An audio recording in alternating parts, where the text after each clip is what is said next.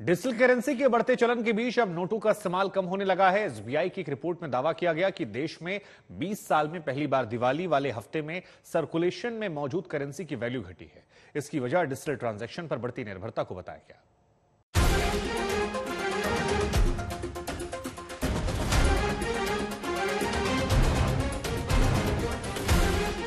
नोटबंदी के बाद से ही डिजिटल ट्रांजैक्शंस की रफ्तार में इजाफा हो रहा है। कोरोना काल के दौरान तो डिजिटल लेन देन की ग्रोथ ऐसी बढ़ी है कि अब बीते कई महीनों से हर बार डिजिटल ट्रांजैक्शंस लगातार नए रिकॉर्ड बना रहे हैं।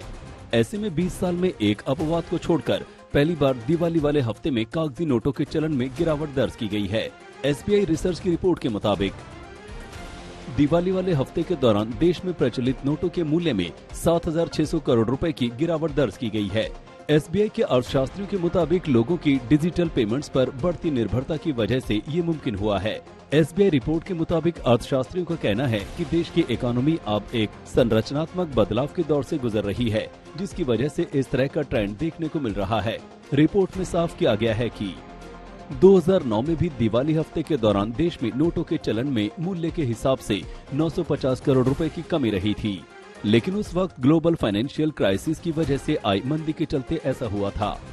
अर्थशास्त्रियों का कहना है कि तकनीक में तरक्की के दम पर भारतीय पेमेंट सिस्टम में बड़ा भारी बदलाव आया है। बीते कुछ वर्षों में नकदी पर आधारित भारतीय अर्थव्यवस्था अब स्मार्टफोन बेस्ड भुगतान अर्थव्यवस्था में तब्दील हो गई है। रिपोर्ट में अर्थव्यवस्था को डिजिटलाइज बनाने के लिए सरकार की कोशिशों की भी तारीफ की गई है। इंटरऑपरेबल पेमेंट सिस्टम जैसे यूपीआई, वॉलेट और पीपीआई से पैसे का डिजिटल ट्रांसफर आसान हो गया है। इससे डिजिटल ट्रांजैक्शंस की हिस्सेदारी लगातार बढ़ रही है। ऐसे में कुल भुगतान में डिजिटल ट्रांजैक्शंस की हिस्सेदारी 2016 के 11.26% के मुकाबले 2022 में बढ़कर 80% पर पहुंच गया है। 2027 तक इसकी हिस्सेदारी 88% पर पहुंचने का अनुमान है।